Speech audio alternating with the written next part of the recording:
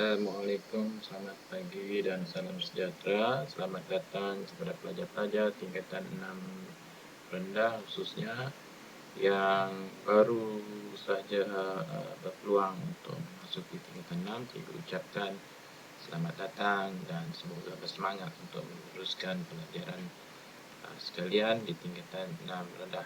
Jadi kali ini cikgu akan memberikan taklimat berkaitan dengan pelajaran mata pelajaran sejarah tingkatan 6 khususnya untuk semester yang pertama, iaitu sejarah tamadun dunia.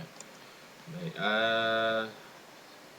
cikgu mulakan sesi taklimat kali ini dengan matlamat. Kita kena melihat matlamat pelajaran ataupun subjek sejarah di peringkat tingkatan 6 adalah untuk meningkatkan kefahaman pelajar tentang disiplin ilmu sejarah sebagai persediaan untuk melanjutkan pelajaran ke institusi pengajian tinggi. Ini bermakna pelajar-pelajar yang berada di tingkatan 6 kenalah berusaha, mempunyai cita-cita, mempunyai azam untuk melanjutkan pelajaran hingga ke peringkat institusi pengajian tinggi yang ada di negara kita. Baik, matlamat mata pelajaran sejarah di tingkatan 6 ini, yang pertama adalah untuk memberikan ilmu. Maksudnya untuk melahirkan pelajar-pelajar tingkatan 6 yang mempunyai ilmu pengetahuan dalam bidang sejarah. Yang kedua, mempunyai sifat patriotisme, semangat kebangsaan terhadap negara kita. Ketiga, berfikiran global, iaitu di luar kotak daripada hanya tertumpu di negara kita. Maka kita juga kena pergi di luar daripada pemikiran setakat di negara kita, ataupun kita kena berfikiran secara global.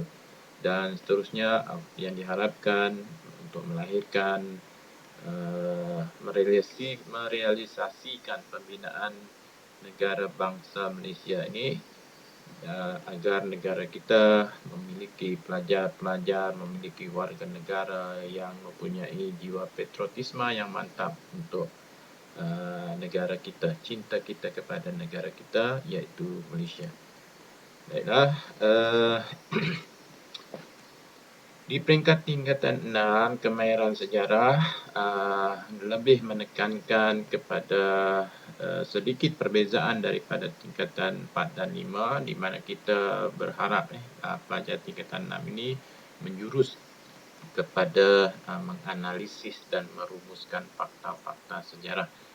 Beza dengan tingkatan 4 dan 5, selalunya pelajar-pelajar hanya menerima sesuatu ilmu itu dan kurangnya interaksi di antara pelajar dengan guru.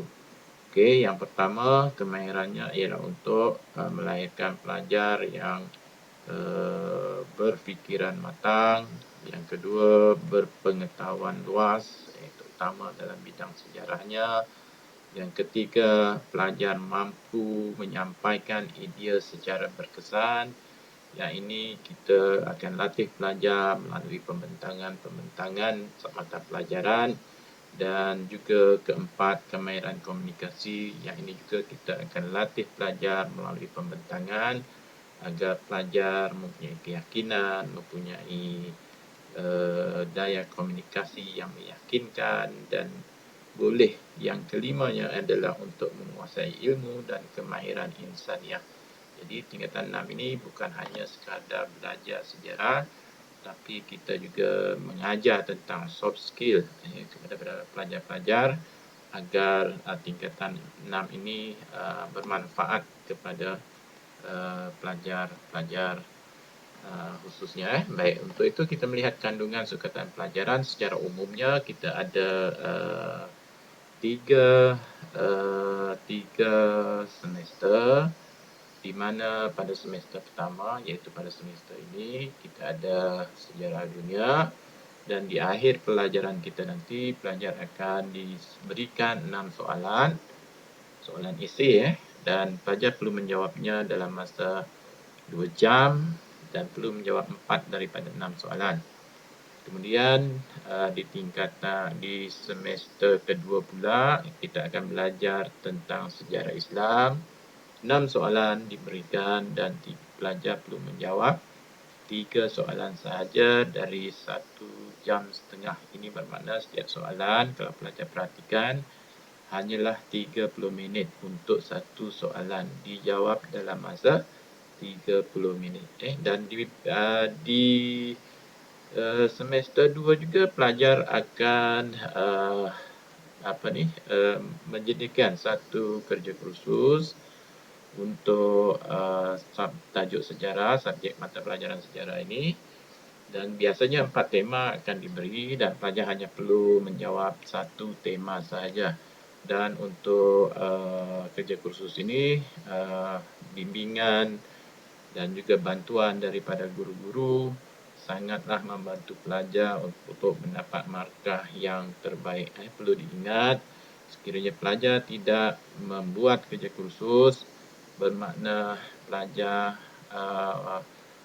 keputusan pelajar dalam STPM itu dianggap sebagai gagal. Ini bermakna kerja kursus itu adalah wajib bagi pelajar.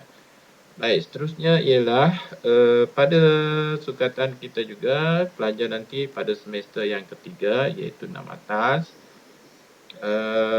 kita akan belajar 2 tajuk. Yang pertama iaitu sejarah Asia dan juga sejarah Malaysia.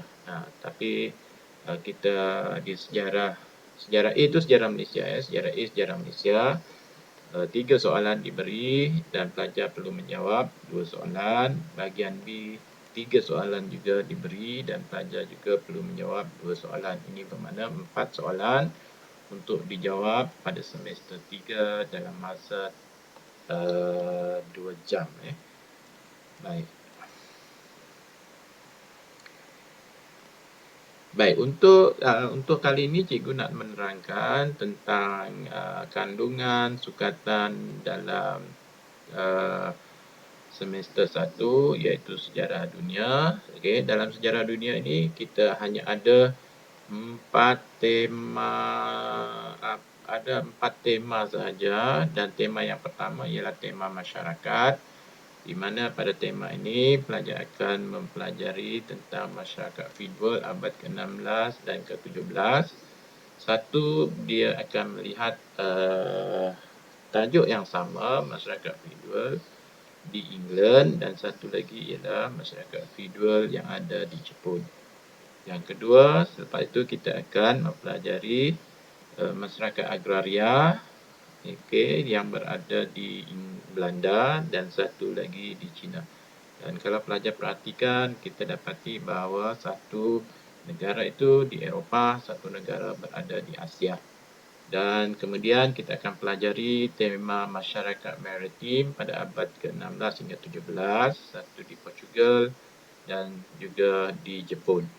Dan seterusnya masyarakat industri pada abad ke-17 hingga 19 yang dua negara disentuh, dua-dua di Eropah, kerana di Eropah perkembangan industri itu lebih dulu daripada negara-negara di Asia. Jadi dua negara diambil iaitu England dan Jerman. Jadi untuk tajuk-tajuk ini pelajar hanya perlu mengetahui tentang definisi, faktor dan juga ciri-ciri bagi masyarakat tersebutlah. Baik, seterusnya pada tema 2 iaitu tema pemerintahan dan pentadbiran. Ada 2 tajuk yang diberi ataupun 2 tajuk subtajuk iaitu institusi pemerintahan. Satu tentang raja dan maharaja di China dan Rusia. Kalau kita sebut raja dan juga maharaja itu lebih dominan untuk China, raja itu lebih dominan untuk di Rusia lah. Dan seterusnya pembesar di China dan juga di Rusia. Kemudian kita juga akan melihat tentang pembinaan negara bangsa, bagaimana sebuah negara itu dibentuk, dan kita akan mempelajari konsep konsep dalam Raja Mutlak dan Raja Berperlembagaan, satu di England dan satu di Perancis. Kemudian kita akan mempelajari tentang negara kesatuan dan persekutuan. Yang ini di Perancis dan juga di Amerika Syarikat. Dan yang terakhir kita akan mempelajari penyatuan negara bangsa. Ini melibatkan Jerman dan Itali, dua negara yang disatukan atas faktor ras bangsa. Jadi nanti cikgu-cikgu di sekolah masing-masing akan menerangkan tentang tajuk-tajuk inilah. Seterusnya ialah tema yang ketiga, iaitu tentang tema kemajuan dan pembangunan ekonomi. Yang pertama kita akan belajar tentang sistem ekonomi, sama ada sistem ekonomi individualisme, kapitalisme.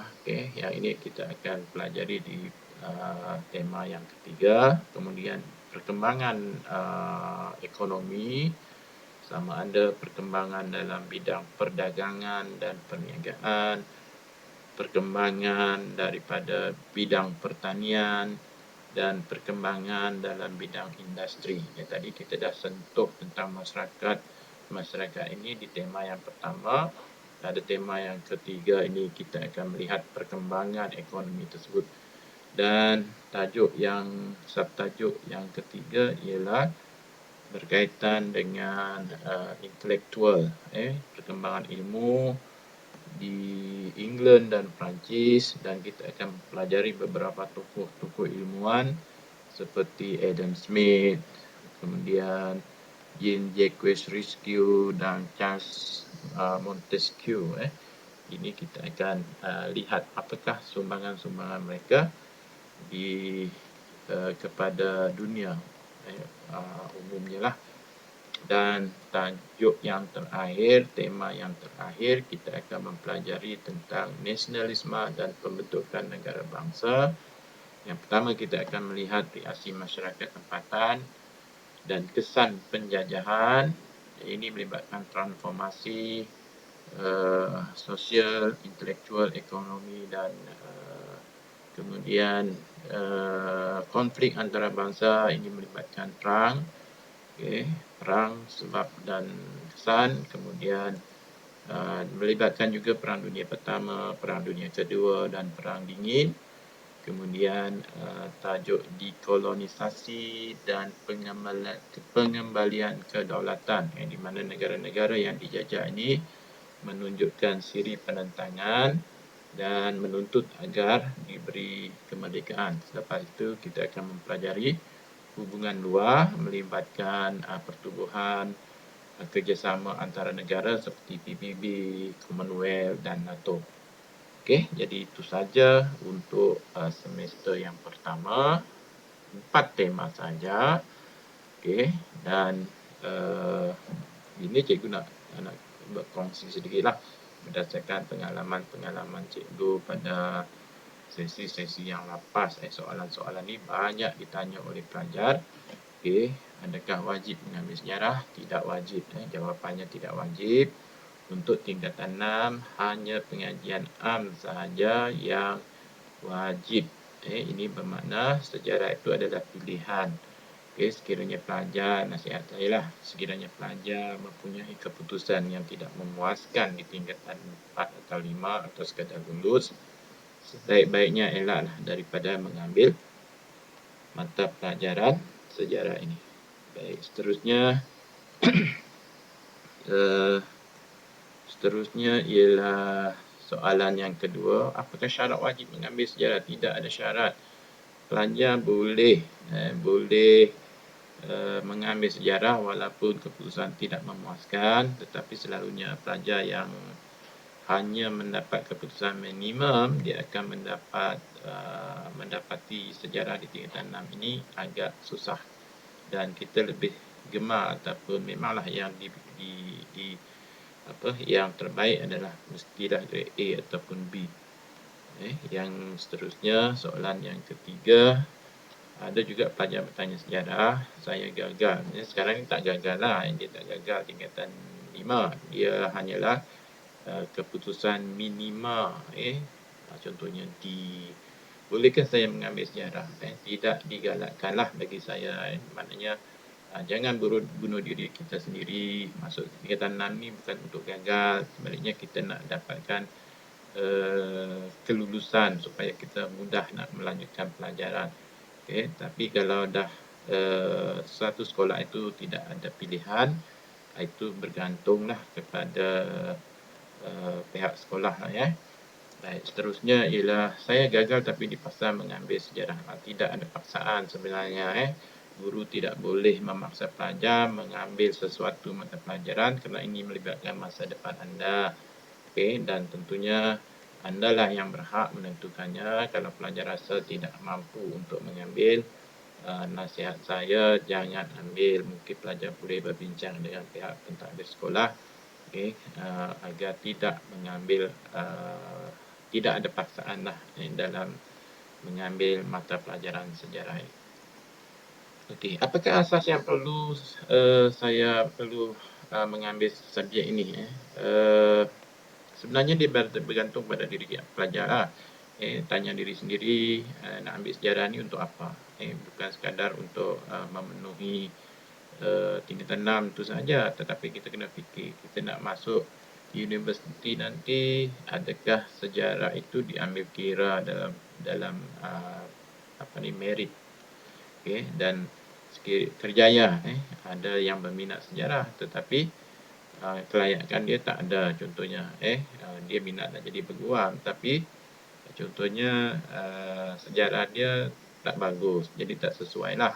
Kemudian kerjaya, kalau anda ingin nak menjadi seorang peguam, baiklah ambil mata pelajaran sejarah ini. Kalau pun anda nak menjadi seorang guru sejarah, memang wajiblah nak kena ambil subjek ini selain daripada minat. Yang keenam, bagaimana jika saya gagal semester? Ini kelebihan tingkatan 6, anda boleh mengulang dengan bayaran tertentu. Setakat ini yang kita dimaklumkan, ulangan adalah RM50. Tapi saya perlu ingatkan pelajar-pelajar, mengulang kita boleh bayar. Tapi kalau kita tidak berusaha, mengulanglah banyak mana sekalipun, keputusannya tetap sama. Maknanya, jika anda nak membaiki keputusan, tidak ada halangan dengan syarat anda perlu membuat pembayaran. Dan hanya keputusan yang terbaik akan diambil kira dalam markah keseluruhan nanti. Baik, saya nak ambil subjek sejarah tapi tidak mahu ambil kerja khusus. Ini tak boleh. Pelajar tidak boleh. Dia wajib. Kerja khusus adalah wajib diambil oleh pelajar-pelajar. Dan akhir sekali, cikgu nak kongsi tip-tip kejayaan bagi seorang pelajar. Yang pertama ialah pelajar kena belajar cara belajar. Di tingkatan 6 ni, cuba banyakkan buat latihan. Cara tengok belajar daripada orang lain, bagaimana dia boleh dapat cemerlang dalam sejarah, cemerlang dalam STPM. Kedua, berdikari. Tingkatan 6 pelajar dah dewasa, umur pun dah meningkat 18 kan. Jadi pelajar kenalah berdikari, membahagikan masa dengan baik. Berdikari ini maknanya dari segi usaha-usaha pelajar lah untuk mencapai kejayaan. Kemudian jaga masa. Ada pelajar yang tingkatan 6 masa singkat, walaupun tajuk tak banyak satu semester. Jaga masa anda. Anda perlu mampu mengatur masa anda dan belajar secara sistematik lah. Kemudian jaga adab. Jadi tingkatan 6 ni sebaik-baiknya janganlah timbul masalah-masalah disiplin. Pelajar dah dewasa, pelajar dah dianggap mempunyai pemikiran. Dan selalunya jaga adab bukan hanya dengan guru tetapi dengan semua orang. Semua orang kita perlu mempunyai adab, kita tunjukkan teladan yang baik agar orang senang dengan kita, guru-guru reda dengan ilmu yang diberikan. Jadi saya berharap pelajar tingkatan 6 tidak adalah yang mempunyai masalah-masalah disiplin. Okey. Jadi untuk video-video motivasi ini pelajar boleh lihat sendiri nanti. Okey, jadi saya rasa itu saja daripada cikgu. Sekian, terima kasih, dan sekiranya ada soalan pelajar-pelajar bolehlah bertanya nanti. Sekian, wabillahi taufik wal hidayah. Assalamualaikum warahmatullahi wabarakatuh.